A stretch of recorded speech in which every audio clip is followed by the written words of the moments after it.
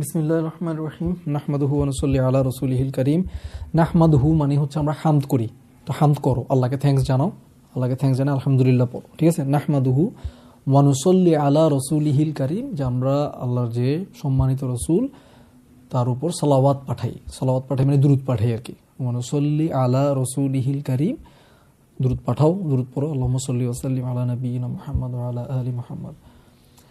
তো আমরা হামদ করলাম, আল্লাহকে থ্যাঙ্কস দিলাম, কেন? আল্লাহ আমাদেরকে আসলে আবার এটা বসার তৌফিক দিছে, এবং এরকম একটা মজলিস, এরকম একটা আলোচনা যখন আল্লাহ তৌফিক দেয়, এটার জন্য হামদ আসলেও করা উচিত। কারণ হচ্ছে সহিহ মুসলিমের একটা হাদিস আছে, ওখানে বলা হচ্ছে যে মানুষ যখন আল্লাহর কথা শোনার জন্য কোথাও একত্রিত হয়, এটা অনেক বড় হাদিস, প্রায় 2-3 পৃষ্ঠা, 2 পৃষ্ঠা হবে, প্রায় অনেক বড় হাদিস।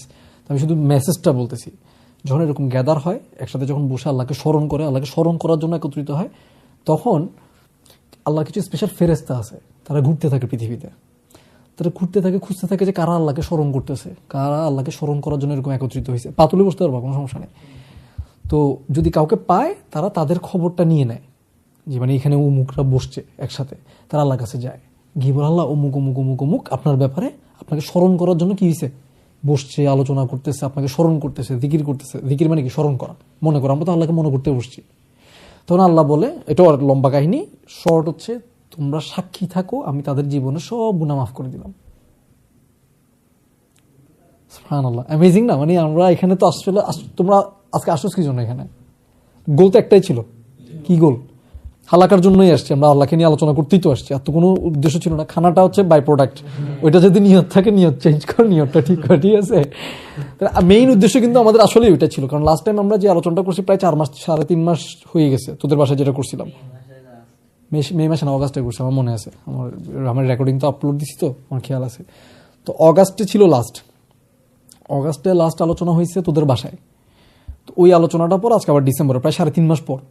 তো 3.5 মাস পর ওই আলোচনাটাও ছিল আসলে কি, আল্লাহকে স্মরণ করার জন্য। আমাদের একটা গোল ছিল, কি গোল? ইসলাম যে সত্যি, আল্লাহ রসুল সাল্লাল্লাহু আলাইহি ওয়াসাল্লাম যে সত্যি, কোরআন যে সত্যি, আল্লাহর পক্ষ থেকে আসছে, এটা আমরা বুঝে নিব। তো বুঝে নেওয়ার কাজটা দেওয়া ছিল, আলহামদুলিল্লাহ, যেটুকু বুঝে নেওয়া হয়েছে আলহামদুলিল্লাহ। এখন আমরা ক্লিয়ার যে আল্লাহ রসুল আসলেই সত্য, কোরআন আসলেই সত্য। যেহেতু ইসলাম আল্লাহর কাছ থেকে আসছে, সত্য হিসেবে আসছে, আমাদের এটা মানব। এখন মানার জন্য তো জানতে হবে। তো আমরা এখন জানা শুরু করবো ইনশাআল্লাহ, যে আল্লাহ এবং তার রাসূল আমাদেরকে দুনিয়ার লাইফের ব্যাপারে, আখিরাতের ব্যাপারে কি কি জানতে বলছে, কি জানা দরকার। কারণ এগুলো তো আনসিনের নলেজ, চোখে দেখা যায় না। যেমন আজকের আমাদের গোল হচ্ছে, আমরা আখিরাত নিয়ে আমাদের যে জার্নি হবে, আমরা তো মারা যাবো এক সময়, তাই না? একটু আগে আমরা মৃত্যু নিয়ে কথা বলতেছিলাম, আমরা তো মারা যাবো। তো এই যে মারা যাবো, মারা যাওয়ার সময় আমার কি অবস্থা হবে, মারা যাওয়ার পরে আমার কি অবস্থা হবে, এই জার্নিটা তোর আসবে না লাইফে? আমার আসবে না? আমাদের সবার আসবে। তাহলে আমার তো জানতে হবে যে আমার কি দিন আসতেছে। তোর মনে কর, তোর কখন অগাস্টে পরীক্ষা আছে বললি, এইচএসসি পরীক্ষা তোর কখন? অগাস্টে। তোর নেক্সট পরীক্ষা কখন? পরীক্ষা তো শেষ, বার্ষিক পরীক্ষা শেষ না? বার্ষিক, তারপর কি আবার মানে মিড টার্ম? জুন জুলাই কি মানে মিড টার্ম? মিড টার্ম তোর ডিসেম্বর, জানুয়ারিতে 12 তারিখ। তাহলে তো একজনের হচ্ছে 11 তারিখে, তোরও 11 তারিখে মনে হয়। তাহলে এই যে পরীক্ষা আসবে, তুই কিন্তু এই ব্যাপারে অ্যাওয়্যার, সচেতন, যে আমার পরীক্ষা আসতেছে, আমার তো পরীক্ষার জন্য বসতে হবে, প্রিপারেশন নিতে হবে। খারাপ প্রিপারেশন নেই আর ভালো প্রিপারেশন কিন্তু তোরা নিস। ডাব্বা যে মারে, সেও কিন্তু একটু পরে ট্রাই করে, তারপর হাল ছেড়ে দেয় আর কি, ওটা পরের ব্যাপার। কিন্তু চেষ্টা তো করে, চেষ্টা করে না, চেষ্টা করে। এখন আমার আর তোর লাইফের এই লাইফটা কিন্তু একটা পরীক্ষা, প্রত্যেকটা সিচুয়েশনে একটা একটা পরীক্ষা। ইভেন এই সিচুয়েশনটা একটা পরীক্ষা। এই সিচুয়েশনটা আমি কিভাবে পার করলে আল্লাহ খুশি হবে। এই সিচুয়েশনটা দুইভাবে পার করা যায়। একটা হচ্ছে, মানে আমি তো একটা হাদিস বলবো, হাদিসটা মন দিয়ে শুনবো নাকি শুনবো না, এটা একটা পরীক্ষা। আমি যখন হাদিস বলবো, দেখ, রাসূলুল্লাহ ক্বালা রাসূলুল্লাহ সাল্লাল্লাহু আলাইহি ওয়াসাল্লাম দিয়ে শুরু হবে, মানে কি রাসূলুল্লাহ সাল্লাল্লাহু আলাইহি ওয়াসাল্লাম বলেছেন। তো রাসূলুল্লাহ সাল্লাল্লাহু আলাইহি ওয়াসাল্লাম বলেছেন চাইতে কি আমার মন কি বলছে সেটা ইম্পর্টেন্ট, নাকি রাসূলুল্লাহ সাল্লাল্লাহু আলাইহি ওয়াসাল্লাম কি বলেছেন সেটা বেশি ইম্পর্টেন্ট? তাহলে এই পরীক্ষাটা দিতে হবে না? এখন দিতে হবে। কিন্তু তোর মাথায় এটা আসবে, ওটা আসবে, ওটা সরায় আল্লাহ কি বলছে, রাসূল কি বলছে, এটা বোঝার চেষ্টা করতে হবে। এই মুহূর্তটাও কিন্তু আমার জন্য একটা পরীক্ষা। আবার শুনবো কেন মন দিয়ে? কাকে খুশি করার জন্য?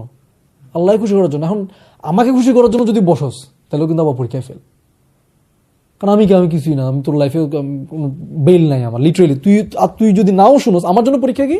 তোকে শোনাবো, তোকে খুশি করবো, এই জন্য আমি এটা বলবো না। তুই না শুনলে আমার কি যায় আসে? আমার নিজের জন্য লাগবে।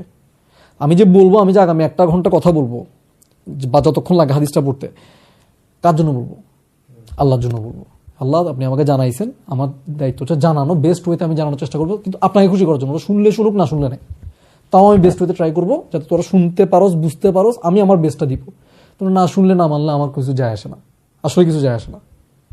ক্লিয়ার? তাহলে এটা আমার জন্য পরীক্ষা, তোদের জন্য পরীক্ষা। তো একইভাবে মৃত্যুর মুহূর্তটা আসতেছে না তোর আমার, গ্যারান্টিড তো নাকি? এটা হচ্ছে পৃথিবীতে একমাত্র গ্যারান্টি যেটা তোকে ফেস করতেই হবে। তুই যে 11 তারিখ পরীক্ষা হবে বলতেছস, এটা কিন্তু গ্যারান্টিড না যে তুই পরীক্ষাটা দিতে পারবি, এটা কোনো গ্যারান্টি নাই। হয়তো পরীক্ষা হয়ে যাবে, তুই থাকবি না, তোর একটা অ্যাক্সিডেন্ট হয়ে যেতে পারে, অসুস্থতা থাকতে পারে, অন্য কোনো মুসিবত আসতে পারে, আল্লাহ না করুক। আমি জাস্ট কথার কথা বলছি, গ্যারান্টি আছে যে পরীক্ষা দিতে পারবি? নাই। কিন্তু মৃত্যুর পরীক্ষা দিতে হবে, গ্যারান্টিড। তাহলে এই গ্যারান্টিড পরীক্ষাটার জন্য কি প্রিপারেশনটা হালকা হওয়া উচিত না ভারী হওয়া উচিত? ভারী হওয়া উচিত। তো ঘুম আসতেছে ভালো মতো, দেখতেছি তো আমি, এটা আসবে আসবে, এটা আসবে স্বাভাবিক। আমি দেখছি মানে কোরআন সুন্নাহ নিয়ে আলোচনা হইলে শয়তান খুব ডিস্টার্ব করে, এটা স্বাভাবিক। ওর যেটা হচ্ছে এটা কিন্তু অস্বাভাবিক না, এটা খুবই স্বাভাবিক। তো কি করবি? উঠে যাবি, মুখটু একটু ডলে ফেলবি বা একটু মুখে একটু পানি দিবি, ঠান্ডা বরফ পানি মুখও দিতে হবে না, হাতে দিলে মোটামুটি ঘুম যাবে, ঠিক আছে? কিন্তু এটা ইম্পর্টেন্ট। কেন ইম্পর্টেন্ট? এই যে এটা ওর একটা পরীক্ষা, তাহলে আমার দায়িত্ব কি হবে? ওকে হেল্প করা পরীক্ষাটাতে পাস করার জন্য। এত যদি ঘুম আসে আমাকে বলাও দরকার নেই, তুই উঠে দাঁড়াই যাবি, দাঁড়াই একটু হাঁটাহাঁটি করবি, ঠিক আছে? অথবা বলবি যে ভাই আমি একটু মানে মুখ ধুবো, কিন্তু সময়টা যাতে নষ্ট না হয়। আজকে আসছি আমরা কিন্তু নিয়ে যেতে আসছি, সেটা কি আল্লাহর জন্য একটা স্টেপ হইলে আমরা আগাবো, সেটাকে একটা জানার দিকে হইলেও আগাবো, ঠিক আছে? তো এখন যে হাদিসটা নিব, এটা একটা বিখ্যাত একটা কিতাব থেকে, কিতাবটার নাম হচ্ছে ইসবাতু আযাবিল কবর। ইসবাতু আযাবিল কবর, এই কিতাবটা লিখছিলেন হচ্ছে তোর ইমাম বাইহাকি রাহিমাহুল্লাহ। কেমন? এটা কিতাব নিয়ে লম্বা আলোচনা করার দরকার নেই, হাদিসে চলে যায়। তো এখানে আমি মেইনলি 3টা হাদিস মার্জ করে আমি তোদেরকে বলবো। কয়টা হাদিস? 3টা। তো 3টা হাদিস একসাথে বলা সম্ভব না, 3টা হাদিস অনেক বড় বড়, আমি তোদেরকে দেখাই একটু। এই হাদিসটা দেখ, এখান থেকে শুরু না, বিশাল হাদিস আলোচনা, এখানে শেষ, প্রায় 3 পৃষ্ঠা। এটা বললে আজকে দিন শেষ হয়ে যাবে কিন্তু, ঠিক আছে? তারপর 2 নম্বর হাদিসটা হচ্ছে দেখ, 2 নম্বর হাদিস হচ্ছে এখানে ভাঁজ করা, এখান থেকে শুরু, এখানে শেষ, মানে প্রায় 1 পৃষ্ঠা। তাহলে ওই 3 একে 4 পৃষ্ঠা হয়ে যাচ্ছে। পরেরটা হচ্ছে প্রায় আধা পৃষ্ঠা, ঠিক আছে? এরপর লাস্ট যেটা, এটাও এখান থেকে শুরু হয়ে, এই দেখ এখান থেকে শুরু হয়ে এই অ্যারাবিক, এটা পুরোটা অ্যারাবিক, এখানে শেষ 2.5 পৃষ্ঠা। তো আমি আসলে পুরো সবগুলো হাদিস বলবো না, আমি করবো কি সবগুলো হাদিস একই টপিক নিয়ে। টপিকটা কি? তোর মৃত্যুর সময় তোর কি হবে, এরপর তোর কি অবস্থা হবে না হবে, মানে এই মানে তোর মৃত্যু থেকে কবর মাঝখানে, মানে এখন কবরের পুরো লাইফ না, মৃত্যুর মুহূর্ত থেকে কবর পর্যন্ত কি কি ফেস করতে হবে না হবে, এই জিনিসটা। এটা নিয়ে এই সবগুলো হাদিস আমি তো কি করবো, একসাথে করে বলবো, মানে চার জায়গায়। তো আমি এখান থেকে একটু নিয়ে, এখান থেকে একটু নিয়ে, এখান থেকে এমনভাবে বলবো যাতে পুরোটা কভার হয়ে যায়। ক্লিয়ার? তো ইউজুয়ালি আমি আরবিক বলি, আজকে আরবিক বলবো না, কারণ আরবিক বলে আরো লম্বা হয়ে যাবে, বুঝছো তো? আরবিক বলবো আবার বাংলা বলবো, তোরা বলতে কেন আরবিক বলতেছে, ঠিক আছে? খারাপ লাগবে। তো গোলটা হচ্ছে মেসেজটা বুঝে নেওয়া। তো যখনই যেটা বলবো আমাদেরকে রিয়ালাইজ করতে হবে, কল্পনা করতে হবে কি যে আমার সাথে হচ্ছে এটা, আমার এই দিনটা আসতেছে, ওটা কল্পনা করা, রিয়ালাইজ করা, ভিজুয়ালাইজ করা, ঠিক আছে? তো শুরু করতেছি। এই হাদিসটা বারা ইবনু আজিব রাহিমাহুল্লাহ রাদিয়াল্লাহু তাআলা আনহু থেকে বর্ণিত, একজন সাহাবী। উনি বলতেছেন যে আমরা এক আনসার ব্যক্তির জানাজার উদ্দেশ্যে রওনা হই। আমি একটু চেক করি এটা কাজ করতেছে কিনা। না, এটা সামনে জায়গা নেই তো, আচ্ছা এখানে রাখতেছি, ইয়েস, ঠিক আছে। সরি, বারা ইবনু আজিব রাদিয়াল্লাহু তাআলা আনহু থেকে বর্ণিত, বলতে আমরা, এখন খেয়াল কর, আমরা এক আনসার ব্যক্তির জানাজার উদ্দেশ্যে রওনা হই। আনসার ব্যক্তি মানে কি? মদিনাতে যারা রাসূল সাল্লাল্লাহু আলাইহি ওয়াসাল্লামকে হেল্প করছিল হিজরতের পর, মানে ওনাকে থাকার জন্য হেল্প করছে, ওদেরকে বলে আনসার। আনসার মানে যারা নাসারা, মানে যারা হেল্প করেছে তাদেরকে কি বলে? আনসার, ঠিক আছে? আনসার ব্যক্তি মারা গেছে, তার জানাজার উদ্দেশ্যে আমরা রওনা দিছি। কবরের কাছে পৌঁছে গিয়ে দেখি যে কবরের খনন কাজ চলছে, কবরটা খুঁড়তেছে। এই অবস্থা দেখে আল্লাহ রসুল সাল্লাল্লাহু আলাইহি ওয়াসাল্লাম বসেন। বল সাল্লাল্লাহু আলাইহি ওয়াসাল্লাম বল, আমরা যতবার আল্লাহ রসুল ওয়ার্ডটা শুনবো, মুহাম্মদ শুনবো, মুখে বলবো সাল্লাল্লাহু আলাইহি ওয়াসাল্লাম, মনে মনে না, মুখে বলবো, ওনার জন্য দোয়া করবো, ঠিক আছে? এই অবস্থা দেখে আল্লাহ রসুল সাল্লাল্লাহু আলাইহি ওয়াসাল্লাম বসেন। তাহলে কে বসছে এখন? রাসূলুল্লাহ সাল্লাল্লাহু আলাইহি ওয়াসাল্লাম বসছে। আচ্ছা, আমরাও তার পাশে এমন ভাবে বসে পড়ি যেন আমাদের মাথার উপর পাখি বসে আছে। এটা একটু বুঝ, এটা হচ্ছে মানে আরবিকে একটা লিটারারি একটা স্টাইল আর কি, যে মাথার উপর পাখি বসে আছে মানে আমি এমন স্থির হইছি যে পাখি মনে করতেছে আমি অচল কিছু একটা, তো মাথার উপর অ্যাজ ইফ পাখি এসে বসে আছে, মানে কি আমি একদম স্থির, মানে রাসূল ইসলামের সামনে বসছি, নড়াচড়া করবো, এরকম এরকম করবো, হাসর পাচর করবো, এটা তো বেয়াদবি।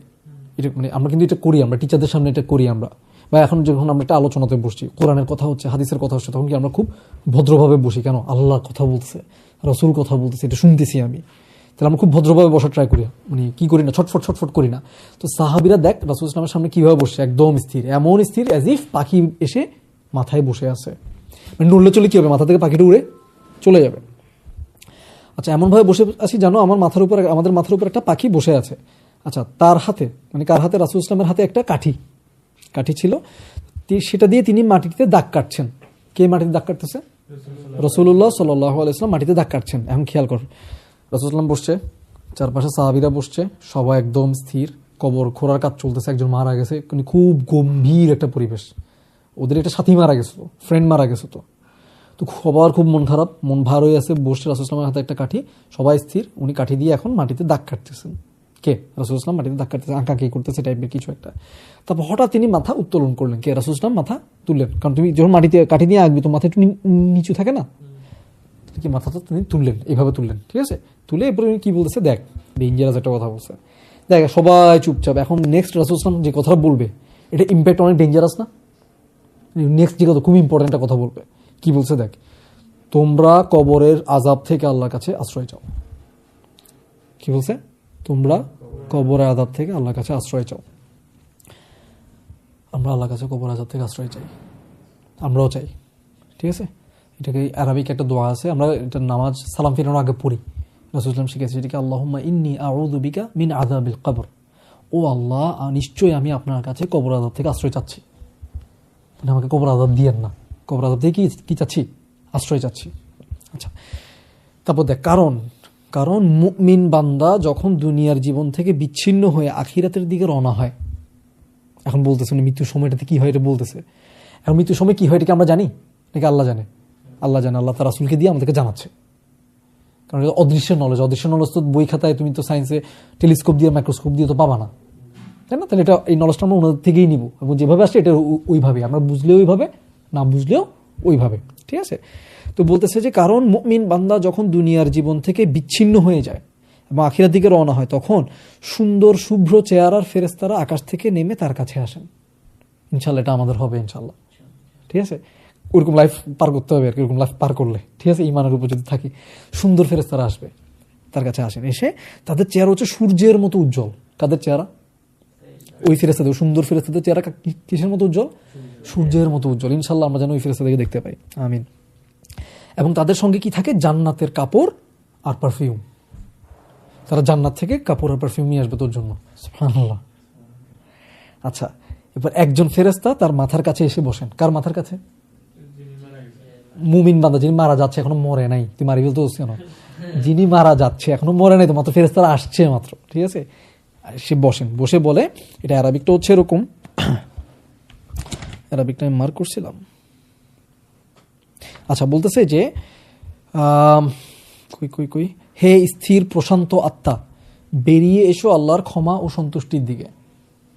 এটা একটা খুব সুন্দর আরবিকে একটা আয়াত আছে, কোরআনে একটা আয়াত আছে, আল্লাহ বলতেছে ওই আয়াতে, ইয়া আইয়াতুহান নাফসুল মুতমাইন্নাহ, হে প্রশান্ত সন্তুষ্ট আত্মা, ইয়া আইয়াতুহান নাফসুল মুতমাইন্নাহ, যেটা প্রশান্ত সন্তুষ্ট আত্মা, ইরজিই, বের হয়ে এসো, ইরজিই ইলা রাব্বিকি রাদিয়াতাম মারদিয়া ফাদখুলি ফি ইবাদি, মানে আমি আগের পার্টটা একটু বাংলাটা বলি, বেরিয়ে এসো আল্লাহর সন্তুষ্টির দিকে ও ক্ষমার দিকে। ইরজিই ইলা রাব্বিকি, তোমার রবের দিকে বেরিয়ে এসো, রাদিয়াতাম মারদিয়া, সন্তুষ্ট হয়ে, খুশি হয়ে, ঠিক আছে। এরপর তাকে বলা হয় আমার বান্দাদের মধ্যে তুমি অন্তর্ভুক্ত হয়ে যাও, আমার জান্নাতে ঢুকো, সুবহানাল্লাহ। এটা কি মৃত্যুর সময় তাকে বলা হবে? তো মৃত্যুর সময় যদি তোকে এটা বলো, তুই তো নাচতে নাচতে বেরোয় যাবে। হ্যাঁ অবশ্যই, হ্যাঁ বাইরে মানে খুশি, মানে আমি সেই খুশি। কিন্তু এখানে একটা জিনিস খেয়াল কর, একটা মজার জিনিস হচ্ছে যে নাফস বা যে আত্মাটাকে সম্বোধন করা হচ্ছে, কি বলে সম্বোধন করা হচ্ছে? প্রশান্ত আত্মা, সন্তুষ্ট আত্মা। কোয়েশ্চেন হচ্ছে আমাদের আত্মা কি সন্তুষ্ট কিনা? এটা কেমন আত্মাকে বলা হবে? সন্তুষ্ট প্রশান্ত আত্মাকেই তো এই ঘোষণাটা দেওয়া হবে, ডাকা হবে। তো আমার আত্মা প্রশান্ত না, সন্তুষ্ট না, অসন্তুষ্ট, আল্লাহ যাই করে আমার ভালো লাগে না, সেটা কি আমার আত্মা কি প্রশান্ত অসন্তুষ্ট নাকি অশান্ত অসন্তুষ্ট? তফাৎ আছে? তাই দেখ, আল্লাহ আমাকে আমার লাইফে যাই করবে সেটা তো আমার জন্য কল্যাণ। কেন কল্যাণ? কারণ আল্লাহ তো ভালো চান। আমার কঠিন লাগতে পারে, কঠিন মানে কি খারাপ? কঠিন মানে ভালো হইতে পারে না? পারে। একটা গ্রোথের তো একটা ডিফিকাল্টিজ আছে। ওই ডিফিকাল্টির মধ্যে দিয়ে আমরা গ্রো করি। তুই মনে কর তোর লাইফে একটা আল্লাহ মাফ করে একটা দারিদ্রতা আসলো, কঠিন, কিন্তু দারিদ্র সময়টা পার করলে তোর মধ্যে একটা স্ট্রেংথ চলে আসবে না? বা তুই মনে কর জিমে ভর্তি হইছস, ওয়ার্কআউট করতেছস, কঠিন নাকি সহজ? কঠিন, কিন্তু কঠিনটা পার করলে কি তোর গ্রোথ হবে নাকি হবে না? কঠিন কিন্তু কল্যাণ কিনা? কল্যাণ। তোর যদি গ্রোথ হয়, আল্লাহ তোকে ওই গ্রোথের জন্য কঠিন সহজ সবকিছুই দিবে। আল্লাহ কি ইনজাস্টিস করবে? আমাদের মনে রাখতে হবে, কুল আমার রব্বি বিল কিসত। আল্লাহ বলতেছে কুল, বলো, আমার রব্বি, আমার রবের আদেশ, বিল কিসত, সবগুলো হচ্ছে জাস্ট। জাস্ট মানে কি? ন্যায়। আমার রব যাই আদেশ করেন সবগুলো কি? ন্যায়, জাস্টিসওয়ালা, ন্যায়পূর্ণ। তার মানে আমাদের রব কোনো কি অন্যায় কোনো আদেশ করেন না। তাহলে আমার লাইফে যত ঘটনা যাই ঘটতেছে, কোনটা কি আল্লাহর পক্ষ থেকে ছাড়া নাকি? আল্লাহ সবগুলো আল্লাহর পক্ষ থেকে, আল্লাহর পক্ষ থেকে। সেটা কি অন্যায় নাকি ন্যায়? ন্যায়। তাহলে আল্লাহ হচ্ছে সবচেয়ে পাওয়ারফুল, আল কদির। তিনি আবার আল ওয়াদুদ, এক্সট্রিমলি লাভিং। আর রহমান আর রহিম, এক্সট্রিমলি লাভিং অ্যান্ড কেয়ারিং। তিনি আল ওয়াহাব, তিনি প্রচুর গিফট দেন। তোর লাইফে যা আছে সবই কিন্তু আল্লাহর গিফট, তুই একটাও কিন্তু ডিজার্ভ করছ না, আল্লাহ গিফট দিছে। তাহলে সেই আল্লাহ যিনি জাস্ট মানে যিনি ন্যায়পূর্ণ আচরণ করেন, তো তিনি তোর সাথে যাই করবে আলহামদুলিল্লাহ। মানে আমার খারাপ লাগতেছে, কঠিন লাগতেছে, কিন্তু আমি জানি কি এটা জাস্ট। তাহলে আমি কি এই ডিসিশনের ব্যাপারে আমি শান্ত, সন্তুষ্ট। আল্লাহ সব ডিসিশনে আমি কি সন্তুষ্ট, আল্লাহ সব ডিসিশনে আমি কি সন্তুষ্ট। তাহলে আমি যদি আসলেই সন্তুষ্ট হইতে পারি, তাহলে মৃত্যুর সময় আমাকে কি বলা হবে?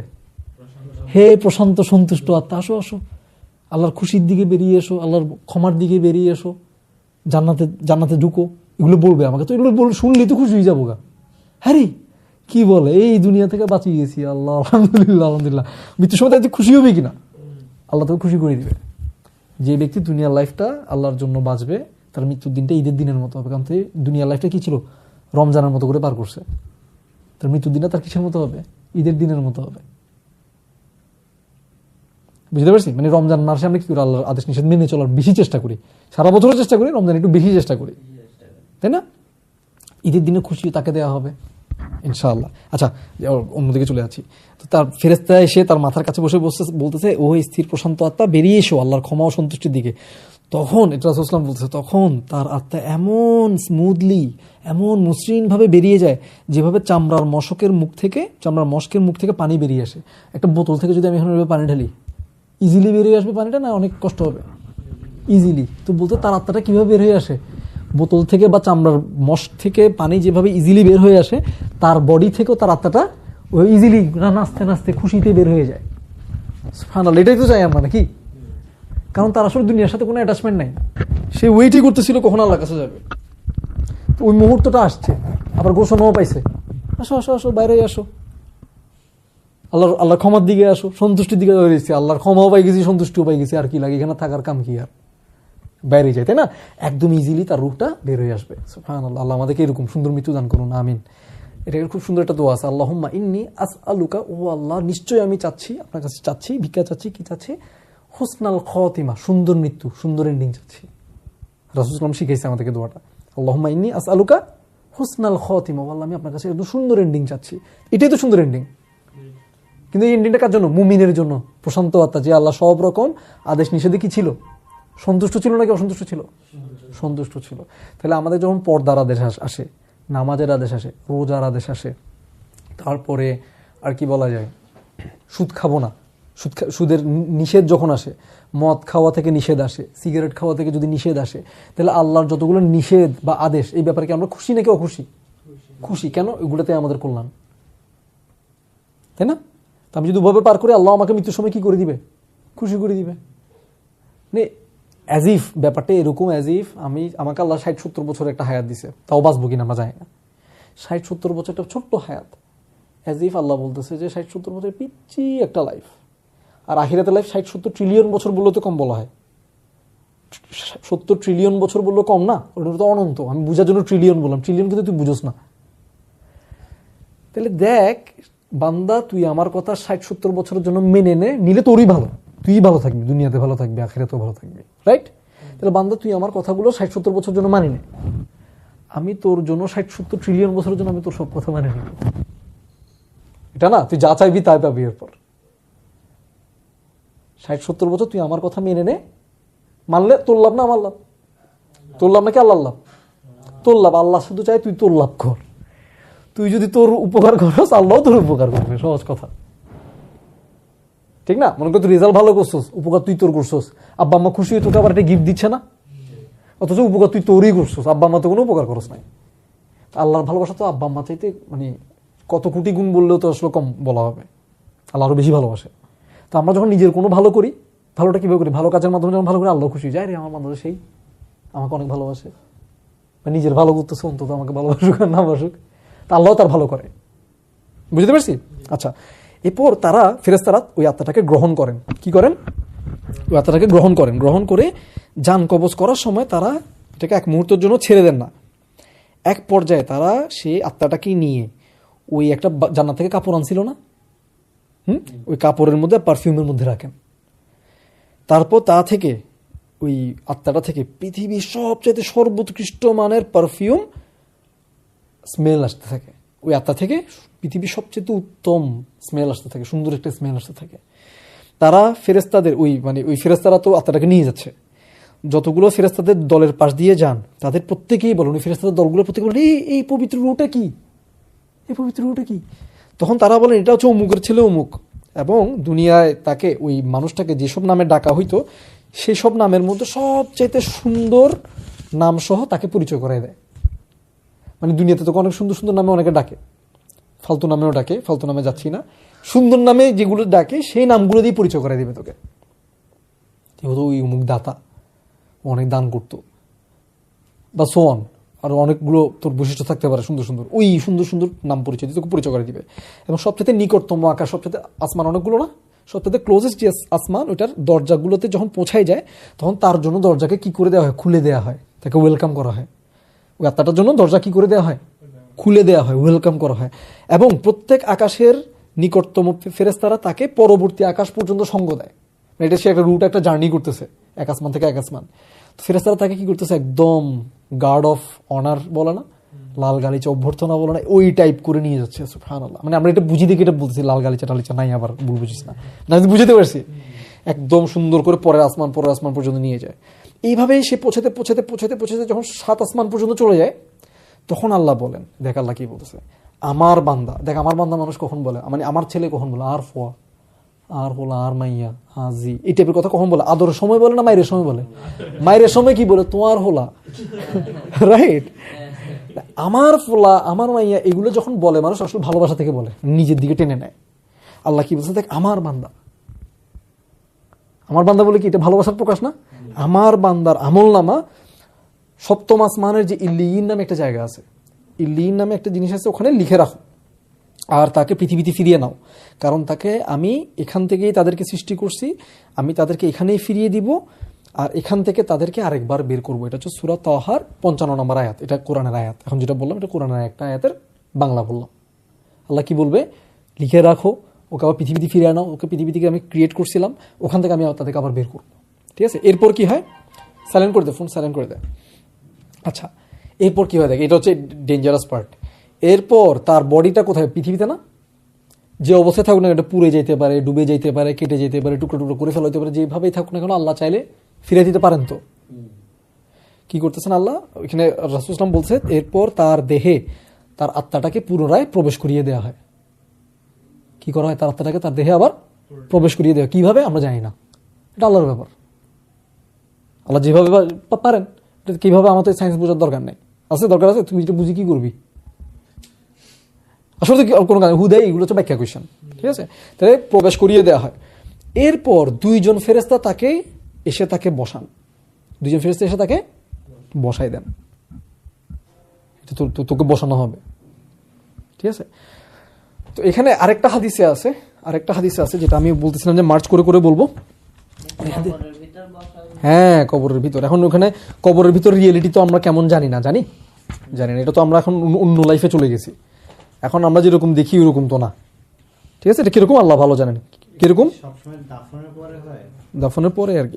এই যে এগুলো কি আমি বলতে পারবো দাফনের পরে হচ্ছে আগে হচ্ছে, এগুলো কি আমি বলতে পারবো? যা আসছে তা, যা আসছে তা। আমার এটা ফেস করতে হবে, এটা জানা দরকার। পরে হচ্ছে আগে হচ্ছে দিয়ে আমি কি করবো? তুই তো এখন টাইম স্পেসের ঊর্ধ্বে মরে গেছিস না, তো পরে আগে এটা তো টাইমের সাথে কানেক্টেড। তো কোনটা পরে কোনটা আগে এটা তো এখন আমার কাছে ম্যাটারই করে না। আমার এগুলো ফেস করতে হবে, এটাতে ফোকাস থাকতে হবে। ঠিক আছে, দেখ এখানে আরেকটা হাদিসে আসছে, মুসনাদে আহমদের হাদিস। এটা দেখ, আচ্ছা এটা লাস্টে, এটা হচ্ছে তার কোশ্চেন আনসারের পর আসবে। এটা আমাকে মনে করে দিস, কোশ্চেন আনসারের পর একটা ছোট্ট একটা প্যারাগ্রাফ বলবো, এটা একটু মনে করে দিস। আচ্ছা, যেটা বলতেছিলাম ওখানে ব্যাক করি। তো কি বলতেছিলাম, তাকে উঠে বসানো হয়, রাইট? বসানোর পর তাকে দুইজন ফেরেশতা এসে বসান, তারপর জিজ্ঞেস করেন। কি জিজ্ঞেস করেন এটা তোরা সবাই জানো, ছোটবেলা থেকে মুখস্থ পড়তেছিস। বল কি জিজ্ঞেস করে? হ্যাঁ মাশাআল্লাহ, এটা সবার মুখস্থ, এটা আবু জাহেলও মুখস্থ পারতো। ঠিক আছে, বড় বড় কাফিররাও এটা মুখস্থ পারে, কিন্তু এই মুখস্থ দিয়ে কোনো কাজ হবে না। তোমার রব কে? এই কোশ্চেনটা শুনছিস না? মান রব্বুক ফায়াকুলানি, তারা দুইজন জিজ্ঞেস করবে। কি জিজ্ঞেস করবে? মান রব্বুক, তোমার রব কে? এখন এই কোশ্চেন আনসারটা মনে করে একটা অমুসলিম জানে, মনে করে মুখস্থ করে ফেলছে। মুখস্থ করে ফেলে কি সে আনসার দিতে পারবে? পারবে না। কেন পারবে না? কারণ সে তার লাইফটা আমার রব উনি এই হিসেবে পার করে নাই। আমার রব আল্লাহ মানে কি? আমার রব আল্লাহ মানে হচ্ছে আমাকে তিনি বানাইছেন, তিনি আমার মালিক, আমার ওনার, এবং তিনি আমার লাইফে সবকিছু তিনি কন্ট্রোল করেন। এটা মাথায় রেখে লাইফ পার করা। এখন আমার মালিক যদি উনি হয়, আমার স্রষ্টা যদি উনি হয়, উনি যদি আমার লাইফে সবকিছু উনি কন্ট্রোল করে থাকেন, আমি তাহলে ওনার সবকিছুতে সন্তুষ্ট। উনি যা বলবো আমি তা করবো, আমি ওনার দাস না? তো দাস হিসেবে পার করলে না, লাইফটা পার করলে না উনি আমার রব প্র্যাকটিক্যালি। আর নাহলে আমি মুখে বলতেছি আপনি আমার রব, আপনি আমার মালিক, আসলে তো আমি আপনাকে মালিক মানি না। আপনি বলেন হাইয়া আলাল সালাহ, হাইয়া আলাল ফালাহ, নামাজের দিকে আসো, কল্যাণের দিকে আসো, আমি যাবো না। তো আমি কি আসলে মালিক মানলাম নাকি আমি মালিক? বুঝতে পারছি? তো আমার রব কে? আসলে আমার রব কে? এটা তো আমি আসলে কাজ দিয়ে প্রমাণ দিচ্ছি। কাজ দিয়ে প্রমাণ দিতে হবে আমার রবকে। তাই নামাজ মিস দেওয়ার, পর্দা না করার সুযোগ আছে? সুদ খাওয়ার, ঘুষ খাওয়ার সুযোগ আছে? খারাপ কাজ করার, পরীক্ষার হলে চিটিং করার সুযোগ আছে? সুযোগ আছে? পরীক্ষা হলে চিটিং করার সুযোগ আছে যদি আল্লাহ আমার রব হয়? সুযোগ নেই। 10 মার্কের জন্য, 10 মার্ক তোদের সামনে পরীক্ষা আসছে, সেই জন্য বলতেছি 10 মার্কের লোভ যদি ছাড়তে না পারোস, ছোট্ট একটা ক্ষমতা, কি ক্ষমতা? একটু চুরি টুরি করলে 10 মার্ক বাড়বে, 20 মার্ক বাড়বে। কিছু মরে যাবি না কিন্তু, 10 মার্ক না পাইলে, 20 মার্ক না পাইলে ফেল করবি সর্বোচ্চ, মাইর খাবি স্কুলে বাসায়, কিন্তু মারা যাবি না। এরপরও তুই এই লোভ ছাড়তে পারতোস না, কথার কথা। তাই তুই যখন ক্ষমতা থাকবে, কলমের 1 খোঁচায় 10 কোটি টাকা, 10,000 কোটি টাকা, কেমন লোভ ছাড়বি? লোভ তো ছাড়তে পারবি না। বলা সোজা, এখান থেকে বসে বসে নেতাদেরকে গালি দেওয়া সোজা। নেতারা তো খারাপ, আমাদের দেশের নেতারা কত খারাপ। আরে আমিই খারাপ। আমি আমার চান্সের মতো যুটুক পারি চুরি করি, তুই তো চান্সের মতো যুটুক পারস চিটিং করস, চুরি করস, মাকে ঠকাস, বাপকে ঠকাস, দাদিকে ঠকাস, নানিকে ঠকাস, তুই ভালো জানোস, টিচারকে ঠকাস, মিথ্যা বলস। তাই এই তুই যদি, তোকে যদি আজকে গভর্নমেন্টের পজিশন দেওয়া হয়, তুই ওখানে আরো বড় বড় ঠকাবি। মূল ব্যাপার তো সেম, আল্লাহর চোখের সামনে তুই অন্যায় করতেছিস। এখন পাওয়ার কম, ছোট অন্যায় করতেছিস, তখন পাওয়ার বড় হবে, তখন বড় অন্যায় করবি। ও তো দোষ নাই, ও তোর মতো একটা ফ্যামিলি থেকে আসছে, একটা বাসা থেকে আসছে, ও পরীক্ষার সময় তোর মতো চুরি করছে, ও বড় হয়ে চোর হয়েছে, কোটটাই পড়া চোর আর কি। তাহলে ভালো কিন্তু এখন থেকে হইতে হবে, যদি আমরা এই এন্ডিং চাই, মুমিনের এন্ডিং যদি চাই, আল্লাহর আদেশ নিষেধ মানতে হবে। আমি বুঝতে পারছি? মান রব্বুক এটার আনসার তখন তাহলে আমাকে আল্লাহ দেওয়ার তৌফিক দিবে, ব্যবস্থা করে দিবে। এটা আনসার কি? মুমিন ব্যক্তি কি আনসার দিবে? ফায়াকুল। ফায়াকুল মানে সে উত্তর দিবে রব্বি আল্লাহ, আল্লাহ হচ্ছে আমার রব। ফায়াকুলানি, ওই দুইজন তখন জিজ্ঞেস করবে মা দিনুক। মা দিনুক মানে তোমার দিন কি? তুমি কোন লাইফস্টাইল পার করছো? তোমার লাইফস্টাইল কি ছিল? দিন মানে লাইফস্টাইল। দিন মানে কি? লাইফস্টাইল। তুমি কয়টায় ঘুমাইতে যাইতা, কয়টায় খাবার খাইতা, কয়টায় ঘুম থেকে উঠতে গেলো, তোমার লাইফস্টাইল। তোমার লাইফস্টাইল কি আল্লাহর কথা মতো চলছে না তোমার মন মতো চলছে? যদি উনি তোমার রব হয়, তোমার লাইফস্টাইল কি তোমার মন মতো হবে নাকি মালিকের মন মতো হবে? তুমি তো দাস, দাস তো নিজের মন মতো ঘুমাইতেও যাবে না, ঘুম থেকে উঠবে না। তাহলে এই আনসারটা কারা দিতে পারবে? যে লাইফস্টাইল আল্লাহ এবং রাসূলের লাইফস্টাইল ফলো করছে। তার আনসার কি? ফায়াকুলু দীনি। দীনি মানে আমার দিন, আমার লাইফস্টাইল কি ছিল? আল ইসলাম। আল ইসলাম মানে হচ্ছে সমর্পণ। সমর্পণ মানে কি? সারেন্ডার। সারেন্ডার মানে আমার আর কোনো ইচ্ছা নাই, সব ইচ্ছাকার আল্লাহর। আমি আল্লাহর ইচ্ছা অনুযায়ী চলবো। আল্লাহর ইচ্ছা অনুযায়ী চললে ফজর থেকে দিন শুরু না করার কোনো অপশন আছে? এশার পর না ঘুমানোর কোনো অপশন আছে? খাওয়া দাওয়া আমার মন মতো করবো, ঘুমাইতে আমার মন মতো যাবো, অপশন আছে? অপশন নাই। তার মানে আমার লাইফে সবকিছুই ওনার মন মতো হবে। কার মন মতো? কার কথা মতো হবে? আল্লাহর কথা মতো হবে, আমার মন মতো হবে না। বুঝতে পারছি? ফোনে কি? না না এটা অন হয়ে গেছে। হ্যাঁ, উল্টাই রাখ। ওকে, তারপর তাহলে ক্লিয়ার। সে আনসার দিচ্ছে আল ইসলাম মানে আত্মসমর্পণের দিন ছিল আমার দিন, আমার লাইফস্টাইল ছিল সমর্পণের, মানে আমি আমার লাইফস্টাইলটা পুরো সমর্পিত বার করছি। মাথা উঁচু করে ইচ্ছা মতো যা ইচ্ছা তা করি নাই। ইচ্ছা করলাম 2টা সিগারেটে টান দিয়ে আসি, ইচ্ছা করলাম একটু পরীক্ষা চিটিং করে ফেলি, এরকম না। ঠিক আছে? তারপর ফায়াকুলানি মা হাদার রাজুলু আল্লাযী বুইসা ফীকুম, তোমাদের মধ্যে যে উত্থিত করা হয়েছে, পাঠানো হয়েছে, এই লোকটাকে। মা হাদা রজুল মানে রজুল মানে এই লোকটাকে, মানে রাসূল সাল্লাল্লাহু আলাইহি ওয়াসাল্লামকে দেখাই বলা হবে এই লোকটাকে। কেমন কিভাবে দেখানো হবে আমরা জানি না, এটা তখন একটা সিচুয়েশন করা হবে যে বলবে যে এই লোকটাকে তোমাদের মধ্যে পাঠানো হয়েছিল, এই লোকটা কে ছিল? ফায়াকুলু হুয়া রাসূলুল্লাহি সাল্লাল্লাহু আলাইহি ওয়াসাল্লাম, তখন আমরা ইনশাআল্লাহ আনসার দিতে পারবো। কি আনসার? তিনি হচ্ছেন রাসূলুল্লাহ সাল্লাল্লাহু আলাইহি ওয়াসাল্লাম। ওনাকে চিনবো, আমরা ওনাকে চিনবো। তো চিনার জন্য আসলে এরকম লাইফ পার করতে হবে না? উনার ফুড স্টেপ অনুযায়ী লাইফ পার করতে হবে না, নাকি আমার মন মতো লাইফ পার করলে হবে? ইনশাআল্লাহ আমরা যদি ওনার ফুড স্টেপ অনুযায়ী লাইফ পার করি, ইনশাআল্লাহ আল্লাহ আমাদেরকে উনাকে রাসূল ইসলামকে কি স্বপ্নে দেখাই দিবে, চিনাই দিবে দুনিয়াতেই। তাহলে আমরা কবরে গেলে ওনাকে চিনবো ইনশাআল্লাহ। দেখছোস কখনো ওনাকে স্বপ্নে দেখছোস? তাহলে টেনশনের বিষয়। একটা হচ্ছে দেখলেও এটা উনি কিনা আমি শিওর না। কেন? শয়তান যে কোনো একটা রূপ ধরে তোর চেহারা ধরে এসে বললো আমি হচ্ছে রাসূলুল্লাহ। শয়তান রাসূলের রূপ ধরতে পারে না, শয়তান রাসূলুল্লাহ সাল্লাল্লাহু আলাইহি ওয়াসাল্লামের রূপ ধরতে পারে না, কিন্তু অন্য যে কোনো রূপ তো ধরতে পারে। মিথ্যা কথা বলতে পারে। অন্য যে কোনো একটা রূপ ধরলো, মিথ্যা কথা বললো। যে কোনো একটা রূপ ধরে এসে বললো আমি হচ্ছে রাসূলুল্লাহ সাল্লাল্লাহু আলাইহি ওয়াসাল্লাম, তোমাকে খুবই ভালোবাসি। তোর বুঝার কোনো উপায় আছে যে এটা রাসূল কিনা? নাই। রাসূলকে চিনার উপায় একটা আছে, সেটা হচ্ছে রাসূল ইসলামের হাদিসগুলো পড়ে উনার বৈশিষ্ট্যগুলো জেনে নেওয়া। এটাকে বলে শামাইলে তিরমিজি। কি বলে? শামাইলে তিরমিজি নামে একটা বই আছে। ওই বইতে রাসূল ইসলামের বর্ণনা কেমন ছিল, গঠন কেমন ছিল, চেহারা কেমন ছিল, সব বর্ণনা আছে। বর্ণনাগুলো যদি পড়ে থাকোস তাহলে হোপফুলি তুই চিনবি, হোপফুলি আল্লাহ তোকে চিনাই দিবে। ক্লিয়ার?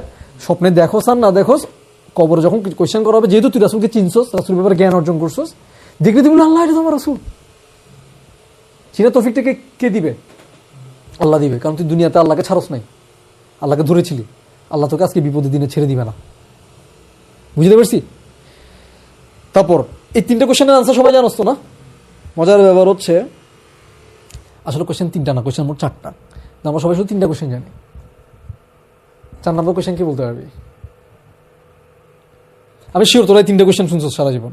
কবরে 3টা কোয়েশ্চেন, খুব ফেমাস কোয়েশ্চেন না? মার রব্বুক ওয়া মা দীনুক, আর একটা হচ্ছে লোকটাকে। এই 3টাই তো কোয়েশ্চেন, এই 3টার মধ্যে মুখস্থ করে ফেলছিস। 4 নম্বর কোয়েশ্চেন আছে, এটা হাদিসে আসছে, আমার কথা নেই, যেখানে 4 নম্বর কোয়েশ্চেন মার্ক করা আছে। 4 নম্বর কোয়েশ্চেনটা কি বলতে পারবি? যে বলতে পারবি তাকে খাওয়াবো আমি আজকে, যা ইচ্ছা যা বলবি সেটা খাওয়াবো। জানোস না? এটাই আমি জানি যে জানোস না, এই জন্যই তো বললাম খাওয়াবো। আচ্ছা আচ্ছা আমি বলি, ফায়াকুলানি এই কোয়েশ্চেনের মধ্যে শুনছে ফোর্থ কোয়েশ্চেন কিন্তু ফেস করতে হবে। কি বলতে? ফায়াকুলানি, তারা বলবে, কি বলবে? মা ইউদরিক, তুমি কেমনে জানছো এগুলা? এই কোয়েশ্চেনগুলো আনসার তুমি কেমনে জানছো? মা ইউদরিক, বুঝতে পারছি? কেমনে জানছো? তখন সে আনসার দিবে, ফায়াকুল, সে বলবে, কি বলবে? করাতু, আমি পড়তাম বা আমি পড়েছি, কিতাবাল্লাহি আজ্জা ওয়া জাল, আমি আল্লাহ আজ্জা ওয়া জালের কিতাব আমি পড়েছি।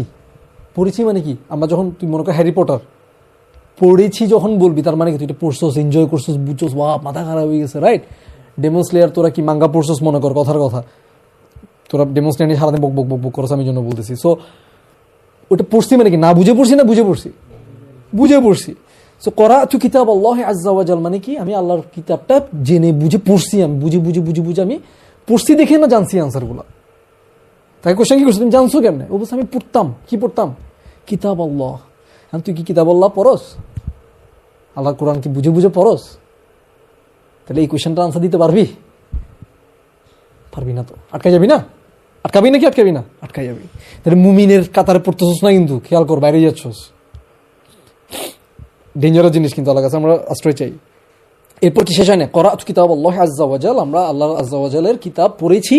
এরপর কি? ফা, এবং এরপর আমানতু বিহি ওয়া সাদ্দাকতু, এবং আমরা এটার উপর ঈমান এনেছি এবং এটাকে সত্যায়ন করেছি। 3টা জিনিস পড়েছি, তারপর কিতাবটা পড়ে যা পড়ছি সেগুলো প্রত্যেকটার উপর কি আনছি? ঈমান আনছি, বিলিভ করছি। আমি বুঝে নিছি, এটা বিলিভ করছি, ঈমান আনছি। ফা আমানতু বিহি মানে হচ্ছে আমি এটার উপর ঈমান আনছি, ওয়া সাদ্দাকতু, এবং এটাকে সত্যায়ন করছি। সত্যায়ন করছি মানে কি, এটা মেনে চলছি। ঈমান আনছি মানে কি, ঈমান আনছি মানে আমি এটা বিলিভ করছি মানে কি, আমি সত্যায়ন কেমনে করবো, যেটা উপরে ঈমান আনছি এটা সত্যায়ন কেমনে করে, কাজে। তোর ঈমান হচ্ছে চুলায় আগুন আছে, আগুনে হাত পুড়ে যাবে, এটা তোর ঈমান আছে। এই মানে সত্যায়ন কি, তুই আগুনের আশেপাশে যাবি না, গেলে খুব সাবধান থাকবি, এটাই তো সত্যায়ন। না আগুন আছে আমি আট ঢুকাই দিই, আগুন দেখলে আমি আট ঢুকাই দিই, তাহলে তো এটা তো সত্যায়ন হইল না, এটা তো মিথ্যায়ন হইল। আগুন পুরাই দেয় এটা আমি বললাম যে আমি বিশ্বাস করি, কিন্তু তোর কাজ তো বলো না যে তুই বিশ্বাস করস, রাইট? তাই দেখ 3টা পয়েন্ট, সে কিতাব পড়ছে, ঈমান আনছে এবং এটা সত্যায়ন করছে। তার মানে ঈমান আনছে মানে এই কিতাবটা পড়ছে, বুঝছে, এটার উপর ঈমান আনছে এবং সেই অনুযায়ী সে চলছে। এটা তার গল্প। ইনশাল্লাহ আমাদের গল্প এরকম হবে, আমরা আজকে থেকে এইভাবে চলবো ইনশাল্লাহ। ঠিক আছে, ঠিক আছে ইনশাল্লাহ। এরপর হচ্ছে অ্যামেজিং অ্যামেজিং, মানে তার জন্য গুড নিউজ আর কি। দেখ না, গুড নিউজটা বলে এবার একটা বাংলায় চলে যাই। এরপর একটা আসমান থেকে একটা ঘোষণাকারীর ঘোষণা শোনা যায়। ঘোষণাটা কি, আমার গোলাম সত্য বলেছে, আমার গোলাম সত্য, আমার বান্দা সত্য বলছে, তার জন্য জান্নাতের বিছানা বিছিয়ে দাও, তাকে জান্নাতের ড্রেস পরিয়ে দাও, তার জন্য জান্নাতের দিকে একটি দরজা খুলে দাও। ঘোষণা আসে, মানে হয়ে গেছে, পরীক্ষা পাস আর কি। ঠিক আছে, তারপর জান্নাত থেকে একটা সুন্দর সুন্দর স্মেল আসতে থাকে, জান্নাত থেকে সুবাতাস তার দিকে আসতে থাকে, এবং দৃষ্টি যতদূর দৃষ্টি প্রসারিত হয় তার কবরটাকে ততদূর পর্যন্ত প্রশস্ত করে দেওয়া হয়। তার কবরটাকে কি করে দেওয়া হয়, প্রশস্ত করে দেওয়া। এটা আমরা দেখি না, আমরা দেখবো এটা, এটা কি আমাদের রিয়েলমের আমাদের জগতের ঘটনা নাকি এটা পরের জগতের ঘটনা? বারজাখের লাইফ বলে, এটা কিসের লাইফ বলে? বারজাখ। বারজাখ হচ্ছে মৃত্যু আর হাসরের আগে যে লাইফটা, কবরের লাইফ বলি আর কি আমরা, এটাকে কি বলে? বারজাখ, বারজাখের লাইফ বলে। ক্লিয়ার? এটুকু ক্লিয়ার সবার? আচ্ছা, এরপরে কি বলতেছে, তার আমল, এরপর সে দিনতে ভালো ভালো কাজ করতো না। এই যে আমরা আজকে এখানে বসে, এটা ভালো কাজ না? এটা একটা ভালো কাজ। এরকম ভালো কাজগুলো তার সামনে একটা সুন্দর মানুষের সুরতে হাজির করা হয় এবং সেই মানুষের থেকে সুঘ্রাণ আসতে থাকে। কেমন? সে বলে সুসংবাদ নাও। ওই তার আমলগুলো একটা ভালো মানুষের, একটা সুন্দর একটা মানুষের রূপ নিয়ে এসে বলে সুসংবাদ নাও, এমন কিছু সুসংবাদ যেটা তোমাকে খুশি করে দিবে। এটাই হলো তোমার দিন, আজকেই তোমার দিন, দিস ইজ ইয়োর ডে। ঠিক আছে, দিস ইজ ইয়োর ডে, যেটার প্রতিশ্রুতি, যেটার ওয়াদা তোমাকে দেওয়া হয়েছিল। তুমি দুনিয়াতে অনেক কষ্ট করছো, এই দিনটার জন্য তো কষ্ট করছো, দিস ইজ ইয়োর ডে, তোমার দিন শুরু আর কি। ঠিক আছে, চিল। ঠিক আছে, তো তখন সে মানে মুমিন ব্যক্তিরা তখন বলবে, তুমি কে? চেহারা, তুমি কে? তুমি তো কল্যাণ নিয়ে আসছো, ভালো জিনিস নিয়ে আসছো, খুশি হয়ে গেছে, তুমি কে? তখন সে বললে, আমি হচ্ছি তোমার ভালো কাজ, পৃথিবীতে তুমি যে সবসময় ভালো কাজ করতা, আমি তোমার ভালো কাজ। তখন সে বলে, মুমিন ব্যক্তিরা বলে, এ রব, ইয়া রব, আল্লাহকে বলে, কিয়ামত ঘটাই দাও, কিয়ামত ঘটাই দাও। ঠিক আছে, মানে যাতে আমি আমার পরিবার আর ধন সম্পদের নিকট ফিরে যেতে পারি, কারণ সে বুঝছে সে জান্নাতে যাবে। সে কি চায়, কিয়ামত হয়ে যাক, হয়ে গেলে আমি জান্নাতে আমার ঘরে ঢুকে যাবো, কারণ তাকে জান্নাতের সুবাতাস আসতেছে, জান্নাতের সুঘ্রাণ আসতেছে, কবর প্রশস্ত করে দিছে, বিশাল ব্যাপার স্যাপার, তারপর গুড নিউজ আসতেছে। এখানে থাকার কাজ কি আর? আল্লাহ কিয়ামত ঘটাই দেন, কিয়ামত ঘটাই দেন, আমি যাই গা। ঠিক আছে, সুবহানাল্লাহ। আচ্ছা, এরপরে ডেঞ্জারাস পার্টি আসতেছে এবার। এটা হচ্ছে ফার্স্ট হাফ, এটা হচ্ছে ভালো মানুষদের। এটা বলবো, এটার পরে বলবো, এটার পরেই বলবো। আচ্ছা, এই এখন যে পার্টটা বলবো, এটার জন্য বলা হয় যে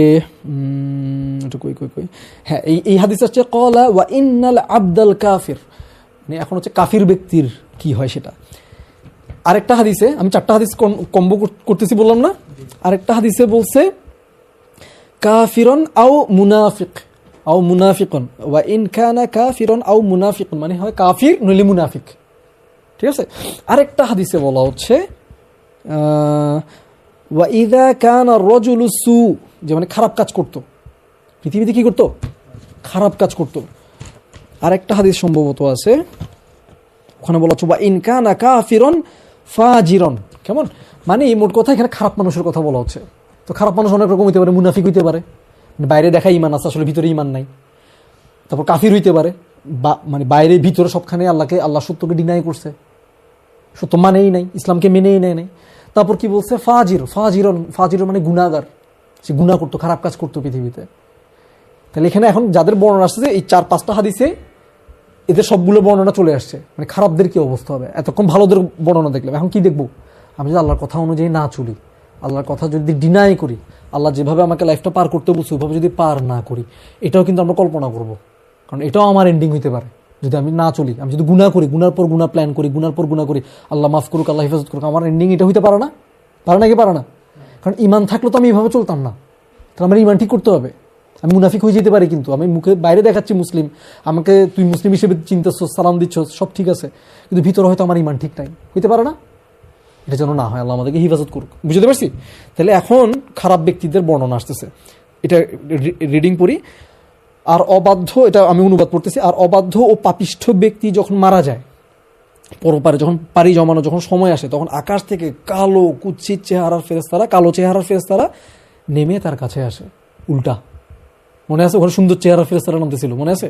এর কালো চেহারার ফেরেশতারা আসতেছে, তাদের সঙ্গে থাকে খসখসে কাপড়, এমন একটা কাপড় নিয়ে, সেটা খুব রাফ, মসৃণ মোলায়েম না, খসখসে কাপড়। তারা এসে তার দৃষ্টিসীমার মধ্যে বসে, তারপর মৃত্যুর ফেরেশতা এসে তার মাথার কাছে এসে বসে, ওখানেও মাথার কাছে এসে বসছিল, মনে আছে? এখানেও বসে, এসে বলে, ও হে নোংরা আত্মা, হে নোংরা আত্মা, ফালতু আত্মা, ময়লা আত্মা, আল্লাহর রাগ আর আল্লাহর ক্রোধের দিকে বের হয়ে আসো। এটা শোনা পর তোর বাইরে ইচ্ছে করবে না, আল্লাহর রাগের দিকে ক্রোধের দিকে কেন বাইরে হবো আমি, তাই না? তাহলে মুমিন ব্যক্তির জন্য এটা আনন্দের ব্যাপার হবে, কিন্তু গুনাহগার ব্যক্তির জন্য অবস্থা খারাপ। আমরা যাতে গুনাহ না করি, আল্লাহ আমাকে গুনাহ থেকে হেফাজত করুন, তোদেরকেও গুনাহ থেকে হেফাজত করুন। আমি বুঝতে পারছি? তখন তাকে বলবে আল্লাহর রাগ আর ক্রোধের দিকে বের হও। এই ধমক শোনার পর তো ভাই আমাকে নোংরা আত্মা বলতেছে, মানে এই সম্বোধনও ভালো লাগতেছে না আমার। আবার বলছে কিসের দিকে বের হও, বের হইলে আমি কিসের দিকে যাবো? আল্লাহর রাগ আর আল্লাহর ক্রোধ, আমি ওদিকেও যাইতে চাই না। তখন আমার আত্মাটা কি ছুটোছুটি শুরু করবে, লুকিয়ে যেতে চাইবে, দুনিয়াতে থাকতে চাইবে। আর আমার এই একটা কার আত্মা হবে যে আত্মা দুনিয়াকে ভালোবাসছে, দুনিয়ার জিনিস ভালোবাসছে, সে থাকতেও চাইবে দুনিয়াতে, কারণ আখিরাতে তো তার কিছু কিছু বানায় নাই, কিছু পাঠায় নাই। ওর আখিরাতের কাজ কি? বুঝতে পারছি? তো আখিরাতে যেতে চাইবে না, কারণ আখিরাতের জন্য আছে আল্লাহর রাগ আর ক্রোধ, ওগুলো বানাইছে দুনিয়াতে বসে বসে, তো যেতে যাওয়ার প্রশ্নই আসে না। লজিক্যাল তো না? আল্লাহ হেফাজত করুক আমাদের, কিন্তু এরকম হইতে পারে আমরা যারা আল্লাহ কথা অনুযায়ী চলতেছি না। কেমন আল্লাহ, তখন আত্মারা তার দেহে প্রচন্ড রকম ছুটাছুটি করতে থাকে, ছোটাছুটি করতে থাকে। ফেরেশতা তখন সেটাকে টেনে হিচড়ে বের করে, বডি থেকে টেনে হিচড়ে তার আত্মাকে বের করে। এটা একটা এক্সাম্পল আসছে এরপর। এর ফলে তার ভিতরে যে শিরা, উপশিরা, স্নায়ু, নার্ভ আছে, সব ছিঁড়ে যায়। তার আত্মাটাকে বের করার সময় আত্মা ছুটাছুটি করতেছে না, খুঁজি খাজি এটাকে বাইর করতে গিয়ে তার সব ভিতরে অ্যাজিফ সব টেনে ছিঁড়ে যাচ্ছে, এরকম যন্ত্রণা হয়। বুঝতে পারছি? প্রচন্ড যন্ত্রণা হয়। বলতেছে অনেক শাখা বিশিষ্ট একটা লোহার শলাকা, মানে একটা অনেক ব্রাঞ্চ ওয়ালা কাঁটাওয়ালা একটা লোহার শলাকা যদি হয়, ওটাকে যদি তুই ভিজা তুলার মধ্যে ঢুকাই দেস, একটা বালিশ নিলি, বালিশের তুলাগুলোকে ভিজায় পুকুরে চুবাই নিলি, সব ভিজে গেল, এরপর ওটার ভিতরে লোহার একটা শলাকা ঢুকাই দিলি, কাঁটাওয়ালা, বড়ই গাছের কাটার মতো এবং কাটা ঢুকাই দিলি, বা গোলাপ গাছের কাটার মতো লোহার একটা শলাকা ঢুকাই দিস, ঢুকাই এটাকে মোচড়ায় যদি টানি বাইর করস, কি হবে? সুতাগুলো, তুলাগুলো সুতা ছিঁড়ে আসবে না? ওর বডি থেকে আত্মাটা কিভাবে মোচড়ায় টেনে আনা হয় এবং সব ভিতরে ছিঁড়ে যায়। এটা হচ্ছে কাদের লাইফ, কাদের এন্ডিং? খারাপদের এন্ডিং। আমি যাতে খারাপদের মতো না হই, ঠিক আছে? আমাদের যাতে নইলে এরকম এন্ডিং হবে, আল্লাহ মাফ করুক। কাফির, মুনাফিক, ফাজির, এদের এন্ডিং হবে এরকম, ঠিক আছে?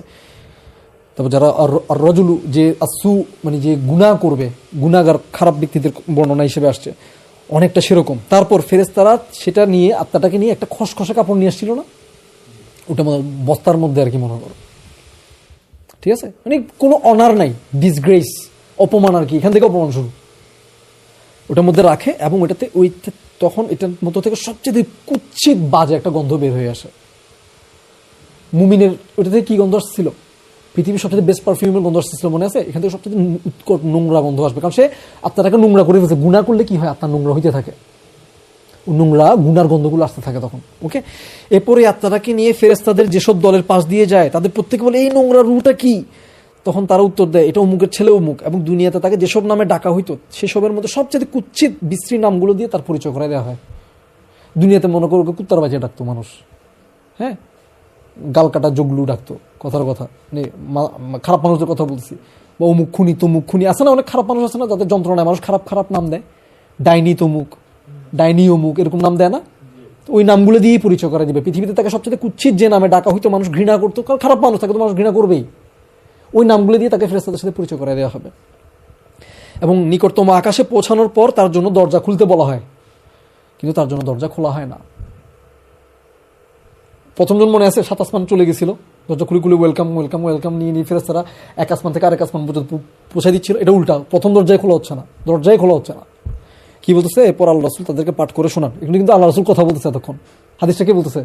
আল্লাহ রাসূল সাল্লাল্লাহু আলাইহি ওয়াসাল্লাম। এরপর আল্লাহ রাসূল পাঠ করে শোনান সূরা আরাফের 40 নম্বর আয়াত। সূরা আরাফের কত নম্বর? 40 নম্বর আয়াত। আয়াতের বাংলাটা হচ্ছে, তাদের জন্য আকাশের দরজাসমূহ খোলা হবে না। এটা কোরআনের আয়াত। তাদের জন্য আকাশের দরজাসমূহ খোলা হবে না। এরপর কি বলছে? এরপর আয়াতটা শেষ পর্যন্ত তিনি পাঠ করে শোনান। তখন বরকতময় আল্লাহ সুবহানাহু ওয়া তাআলা বলেন, তার আমলনামা সপ্তম পৃথিবীর নিচে অবস্থিত সিজ্জিনে লিখে রাখো। প্রথম জন্য কি ছিল? 7 আসমানের উপরে ইল্লিয়িনে লিখে রাখতে বলছিল। এখানে কি বলছে? তার আমলনামাটা সপ্তম 7 পৃথিবীর নিচে সিজ্জিনে লিখে রাখো। এটা কেমন কি আমরা জানি না, ঠিক আছে? এটা বলছে, আমরা রিডিং পড়তেছি। আর তাকে পৃথিবীতে ফিরিয়ে নাও, কারণ আমি তাদেরকে এখান থেকে সৃষ্টি করেছি, আমি তাদেরকে এখানে আমি তাদেরকে ফিরিয়ে দিব এবং এখান থেকে তাদেরকে আরেকবার বের করবো। একই টাইপের কথা না বাকিটা? এরপর তখন তাকে আকাশ থেকে নিক্ষেপ করা হয়, এভাবে ছুঁড়ে ফেলা হয়। মানে চরম অপমান। ভয় পাওয়া উচিত। তোর এই অবস্থা এরকম হইতে পারে না? পারে না? হাসতেছিস কিন্তু, তুই কিন্তু হাসতেছিস, কিন্তু তোর অবস্থা কিন্তু এরকম হইতে পারে, আমার অবস্থা এরকম হইতে পারে। আমরা কিন্তু কেউ সেফ না। কেউ কি সেফ? কেউ সেফ না। নিক্ষেপ করার পর এরপর আল্লাহ রাসূল একটা আয়াত পাঠ করে শোনান। এটা সূরা হাজ্জের সূরা নাম্বার 22 আয়াত নাম্বার 31। আয়াতটা হচ্ছে, যে ব্যক্তি আল্লাহর সঙ্গে শরিক করে সে যেন আকাশ থেকে পড়ে গেল। এখন হয় তাকে পাখি ছোঁ মেরে নিয়ে যাবে, অথবা বাতাস তাকে নিয়ে এমন জায়গায় ছুঁড়ে ফেলবে যেখানে সে টুকরা টুকরা হয়ে যাবে, ছিন্ন ভিন্ন হয়ে যাবে। এরকম খারাপ অবস্থা হবে। আল্লাহ আমাদেরকে হেফাজত করুক এরকম অবস্থা থেকে। এরপর তার দেহে পুনরায় রূহ প্রবেশ করানো হয়। ওকে, এরপর দুজন ফেরেশতা এসে তাকে কি করে? বসায়। এরপর তাকে জিজ্ঞেস করে, মান রব্বুক, তোমার রবকে? তখন সে কি আনসার দেয়? এটা আমি তোদেরকে অ্যারাবিকটা বলি। ফায়াকুলানি, তারা দুজন, মানে ফেরেশতা দুজন এসে তাকে জিজ্ঞেস করে, মান রব্বুক, তোমার রবকে? ফায়াকুল, সে বলে, হা হা লা আদরি, হায় হায় আমি তো জানি না। দুনিয়াতে কিন্তু মুখস্থ করছিল, কিন্তু তার রব আসলে কে? তার আত্মা তো রব হিসেবে আল্লাহকে চিনে, তার রব, তার আত্মাটা বড় হয় নাই, ওভাবে চলে না। তখন তার আত্মা কি উত্তর দিবে? সে কি উত্তর দিবে? হা হা হায় হায় আফসোস আফসোস লা আদরি, আমি তো জানি না। কারণ ফেরেশতা দুজন সে ভয় পাইছে, প্লাস সে দুনিয়াতে ওভাবে চলে নাই। ক্লিয়ার? সেকেন্ড প্রশ্ন, ফায়াকুলানি মা দীনুক, তোমার দিন কি? তোমার লাইফস্টাইল কেমন ছিল? তোমার লাইফস্টাইল কি ছিল? তখন সে বলবে, ফায়াকুল হা হা লা আদরি, আমি তো জানি, হায় হায় আমি তো জানি না, আমি তো জানি না। আনসার দিতে পারবে না। ক্বালা ফায়াকুলানি লাহু মা হাযা আর-রাজুলু আল্লাযী বুইসা ফীকুম, তোমাদের মধ্যে যে পাঠানো হয়েছিল এই লোকটা কে? তখন ফায়াকুল, সে উত্তর দিবে, হা হা লা আদরি, হায় হায় আমি তো জানি না। একটা উত্তর কিন্তু সে পারতেছে না। ঠিক আছে? Fourth question. তাহলে কোয়েশ্চেন কবার? কোয়েশ্চেন কয়টা?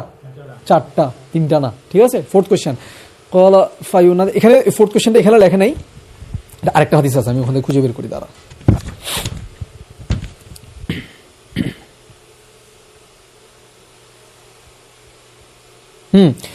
ওই হাদিসটাতে আসছে ফায়াকুলু লা আদরি, এরপর সে বলে, সামিআতুন নাসা ইয়াকুলুনা শাইআ, মানে মানুষ কি জানি বলতো, আমি ওগুলা বলতাম। কি বলছে? মানুষ কি জানি বলতো, আমিও ওগুলোই বলতাম। আমাদের অবস্থা আর কি, আব্বু কি জানি বলছিল, আম্মু কি জানি বলছিল, মসজিদে হুজুরি কি জানি বলছিল। মানুষ তো এগুলো নাকি, গরু ছাগল তো না। তার মানুষ কি জানি বলতো এর মধ্যে পড়ে কিনা? সমাজে মানুষ কি বলতো, হুজুর কি বলতো, তারপর আব্বা কি বলতো, আম্মা কি বলতো, এগুলো তো মানুষ।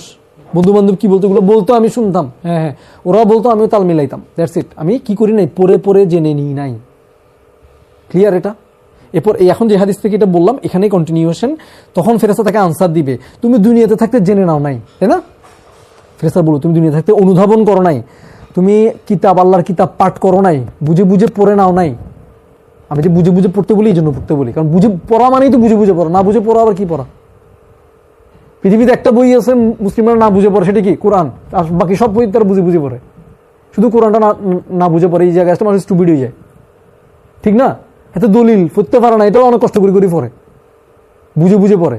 শুধু আল্লাহর কালামটা সে বুঝে পড়ে না, অথচ আল্লাহ কালাম আসছে বুঝে পড়ে জীবনটাকে গঠন করার জন্য। দেখ কি বলতেছে ফেরেশতারা, তুমি দুনিয়াতে থাকতে অনুধাবন করো নাই, আল্লাহর কিতাব পাঠ করো নাই, ফলে সঠিক পথটা তুমি খুঁজে নাও নাই। এখন বুঝছো কেন তো দেখে সূত্রটা খুঁজে বের করতে বলছিলাম লাস্ট আলোচনায়? এটা তোর কাজ, তোকে খুঁজে বের করতে হবে। এটা আমি বলছি তাই করলে তো হবে না, এটা তো মানুষ বলছে তাই করছি হয়ে গেল। আল্লাহ কি বলছে এটা তোকে জানিয়ে নিতে হবে না? রাসূল কি বলছে জেনে নিতে হবে না?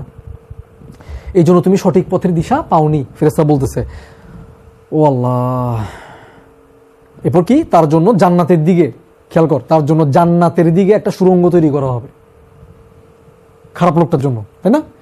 তৈরি করে বলা হবে তোমার রবের প্রতি যদি তুমি ঈমান আনতা, তুমি যদি সবগুলো জেনে বুঝে নিয়ে ঈমান এনে ওভাবে যদি চলতা, জানতা, বুঝতা, ওভাবে সত্যায়ন করতা, তাহলে কি হইতো?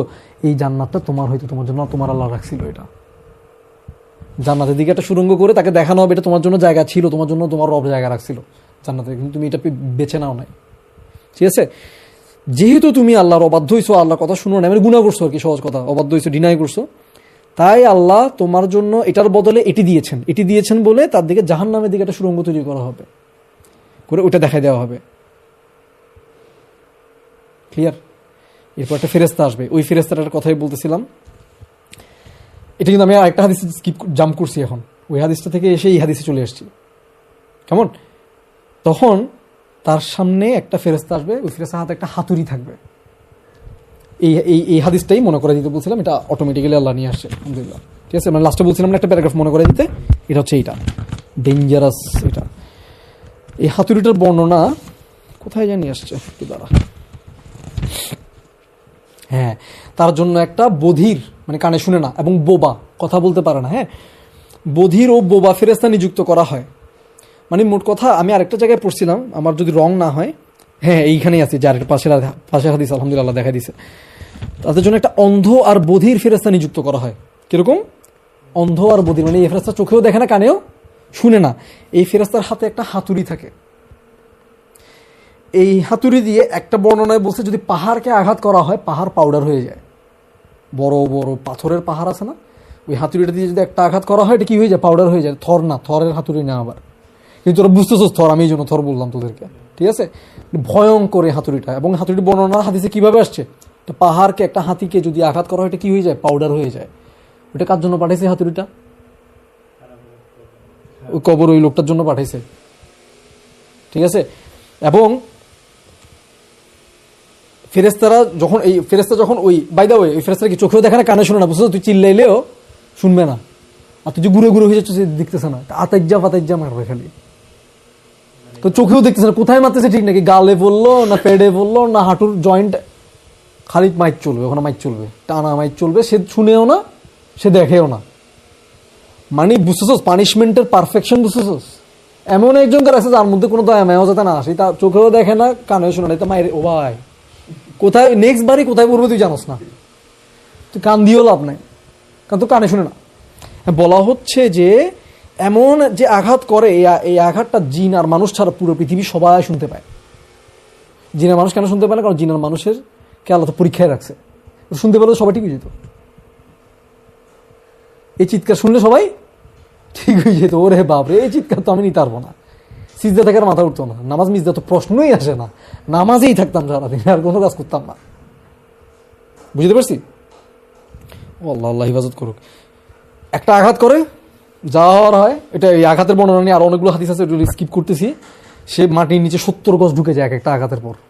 70 গজ, আমাদের হাতে 70 গজ কিনা আমি জানি না, আরবিকে 7-70, এগুলো মানে হচ্ছে মাল্টিপল, ঢুকে যায়। তারপর তাকে আবার লাইফ ফিরে দেওয়া হয়, আবার বাড়ি মারে, আবার ঢুকে যায়। ওরে আল্লাহ।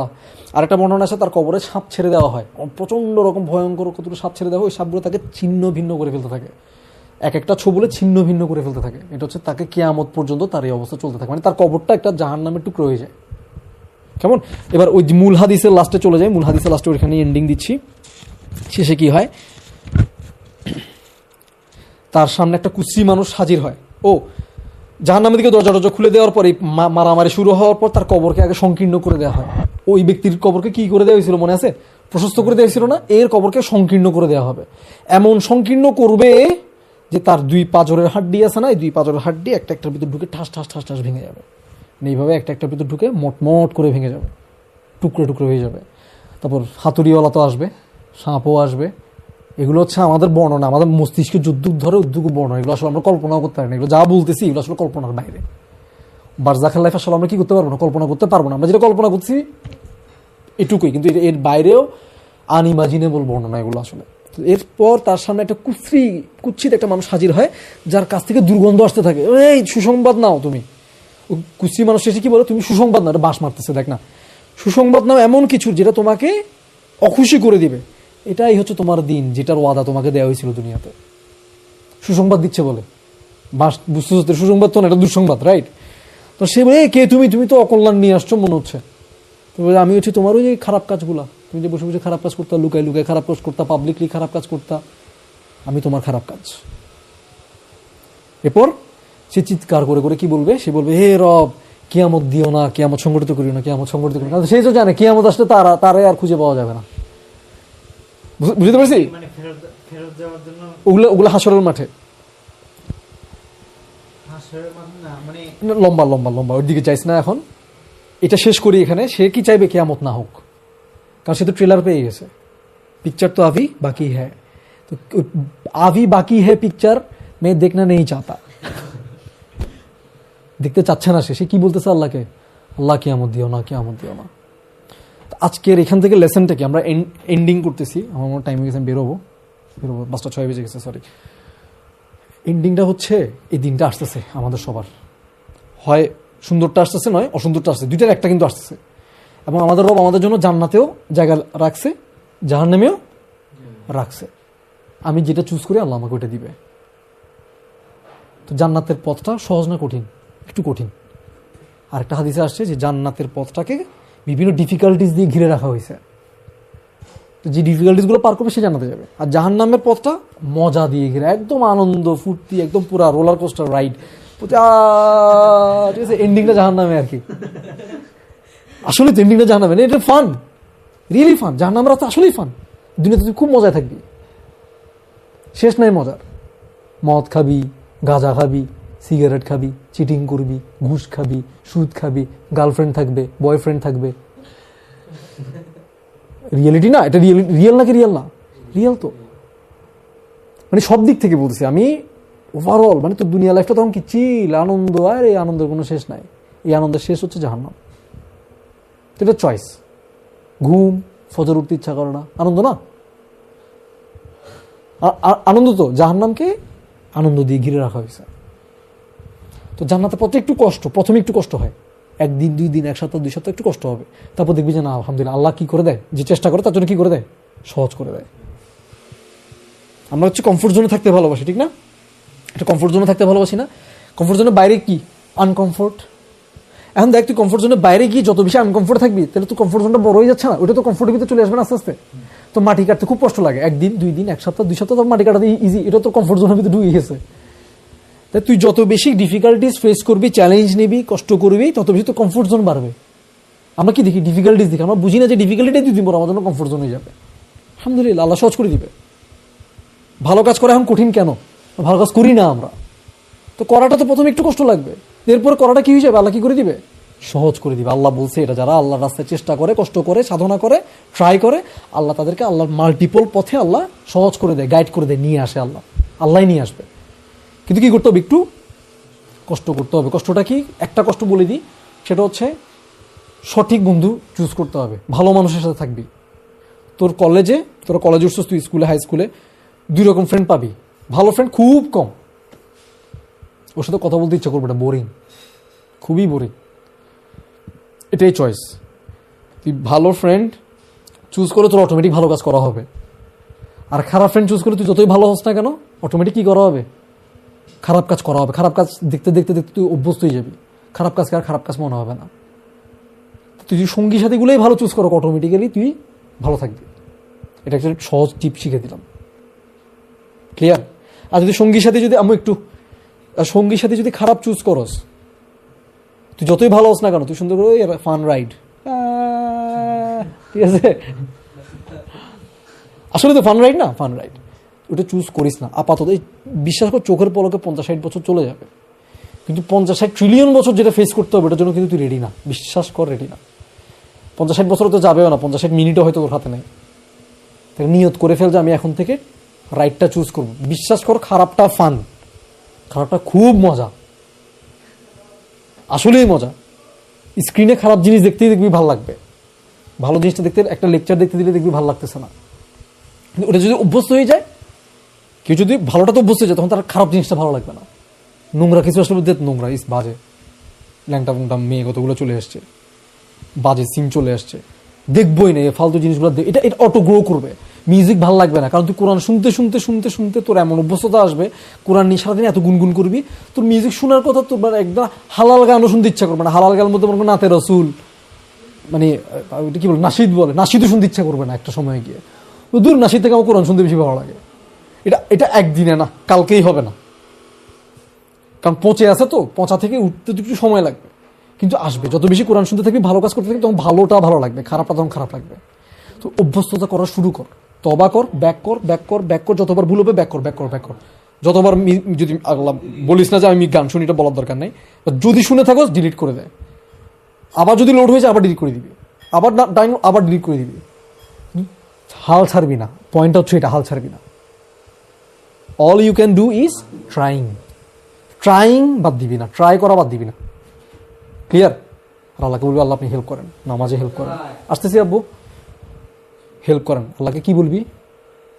হেল্প করেন, হেল্পটা চাইবি, কারণ এই দিনটা আসতেছে, কবরের মৃত্যুর এই মুহূর্তটা আসতেছে, কবরের এই দিনটা আসতেছে। Prepare yourself. ঠিক আছে ইনশাআল্লাহ? নিয়ত করলাম কিনা? সুবহানাকাল্লাহুম্মা ওয়া বিহামদিক আশহাদু আল্লা ইলাহা ইল্লা আনতা আস্তাগফিরুকা ওয়া আতুবু ইলাইক।